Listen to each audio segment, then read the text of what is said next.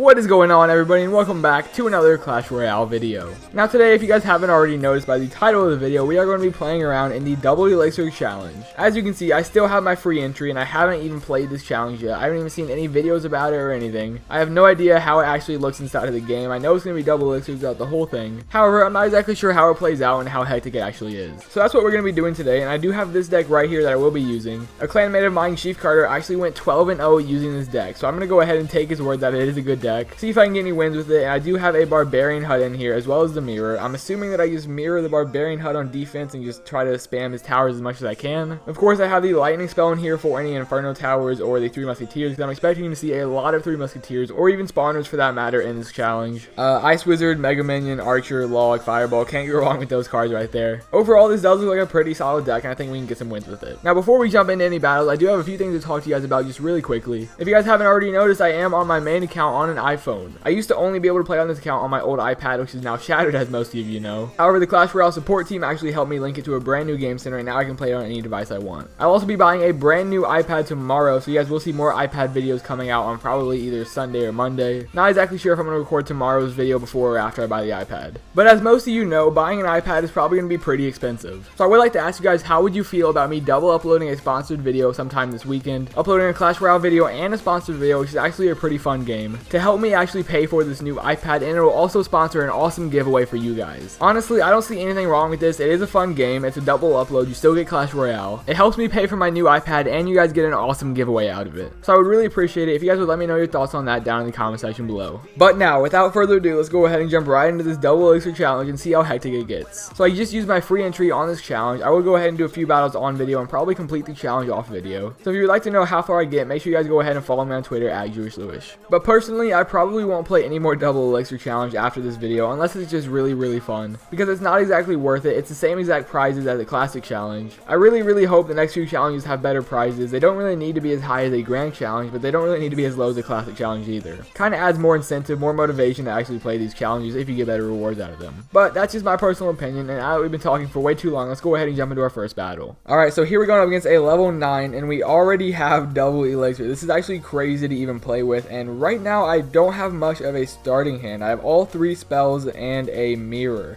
So let's just throw down a log for now and place down an ice wizard back here. And now we can place our barbarian hut behind our tower. This is actually really crazy having double elixir for the entire battle. I'm going to go ahead and mirror my barbarian hut this time between my towers. I'm expecting a lot of golem and lava hound decks, and this guy is rocking a golem deck. Let's drop down a lightning spell on his golem, that mega minion, and that bowler right there. It does take out all of those, and now we need to fireball these minions and that mini P.E.K.K.A. Hopefully it takes it out. I'm also going to go ahead and drop down a log on that mini P.E.K.K.A. just to keep it off of my tower. My barbarians took out that golem, and now they're working on that bowler. However, he already has another golem behind his tower. But I just placed down my 3rd barbarian hut of the match, and now I'm about to place down my 4th barbarian hut with this mirror. Honestly, this is crazy overpowered. If I had any more spawner decks, this would be completely unfair. He fireballs 1 barbarian hut and some barbarians right there, as well as hitting the tower. However, all these barbarians have already taken out his golem. Now that I think about it, golem decks probably aren't the best thing to use, considering everyone's going to be using spawners. It basically just gives all your barbarians a bunch of time to build up on your side of the base, attacking the golem. And then of course they run down the lane and continue to the tower. However, right now this guy is actually beating us, so we might need to do some damage over here to his tower.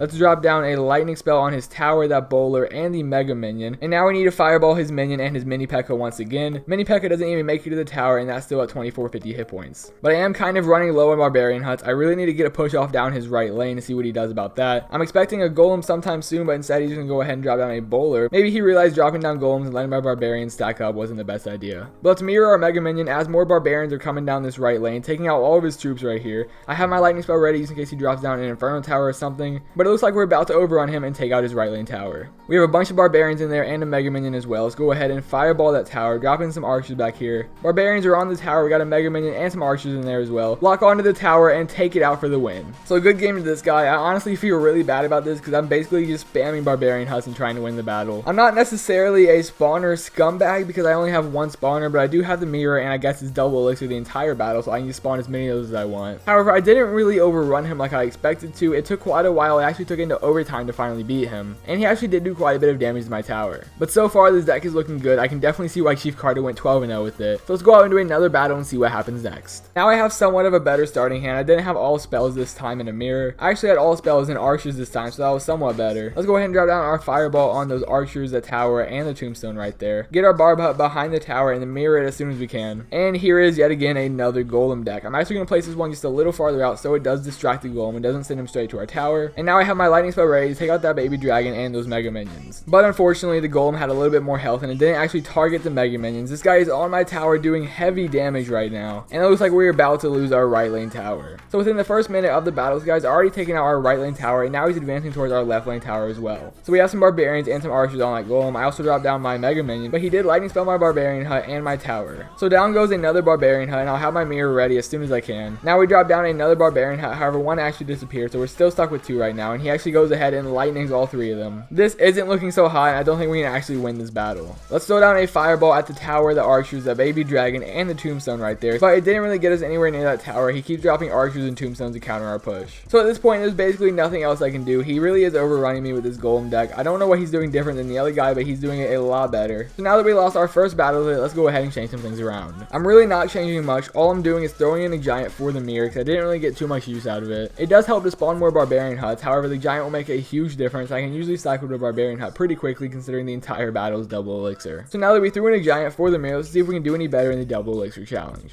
Luckily our starting hand in this battle was a little bit better. We weren't stuck with all spells once again. I dropped down a barbarian hut behind my left lane tower. I'm also going to go ahead and drop down a giant for now. And I totally just wasted a lightning spell on my king tower. I did not mean to do that. I was trying to put it back because I was going to lightning the tower and his musketeer, but then he dropped that royal giant, so I tried to put it back and place down an ice wizard instead. You couldn't really tell, but I did fail and place it behind my king tower on accident, wasting 6 elixir. So let's just hope that doesn't happen again. But for now, let's fireball that musketeer, the inferno tower, and his princess. Drop down our mega minion on his royal giant and another ice wizard. Let's get our lightning spell ready for the tower, the princess, and this inferno tower right here. Resetting the charge on that inferno, allowing our giant to take it out. However, he had a lightning spell of his own, taking out my giant and all those barbarians. But my mega minion on the right did make it all the way to his tower, doing some serious damage over there, dropping it down to 900 hit points. So now we're pretty much even, and to counter this royal giant, I'm actually going to place my barbarian hut in front of him to stop him from locking onto the tower, and hopefully these barbarians and mega minion can take him out. So let's drop down a giant on the bridge right here and get our lightning ready for the musketeer, the tower, and that inferno tower. Takes out the inferno tower, the musketeer, and does some serious damage to that tower. So our fireball at the princess and the tower right here, get rid of her and do some extra damage over there. Giant and the barbarians on the tower, take out the right lane tower as soon as we take out the left lane tower, and within a matter of seconds we went from a 0-0 draw to a 2-crown lead. Another barbarian had to counter his royal giant. The barbarians are going crazy on him, takes him out before he even touches my tower. Let's see if we can actually get a 3-crown with this deck. Let's drop down our giant and a mega minion on that inferno tower, get an ice wizard on his musketeer, and get our lightning spell ready for his inferno tower. Our mega minion is on the tower, and the tower is distracted by the giant, so he is doing a lot of damage. We're gonna go ahead and lightning the tower and that mini P.E.K.K.A. However, the mega minion does take out the tower for the 3-crown. So as you guys can see, the giant works out so much better than the mirror. If you want to go ahead and try out this deck for the double elixir challenge, I highly recommend it. You don't have to use a giant, you can keep the mirror in there. However, I really think it does a lot better with the giant. So for now, we're 2-1 in the double elixir challenge. Like I mentioned earlier, if you want to see how far I get, I'll probably tweet out the results on Twitter, so go ahead and follow me on there if you aren't already. But that's going to be it for today's video. If you guys did enjoy, make sure you smash that like button down below, and if you're new to the channel, make sure you subscribe for more Clash Royale content. Also, before I go, thank you all so much for the support on yesterday's 50k Q&A video. We're already closing in on 54,000 subscribers, so my goal of 60k before 2017 definitely looks possible as of right now. But besides the fact that you guys have been absolutely awesome lately, showing so much support, that's going to go ahead and wrap up today's video. Hopefully you did enjoy watching me play around in the double elixir challenge. I'd like to thank you all so much for watching today's video, and I'll see you next time.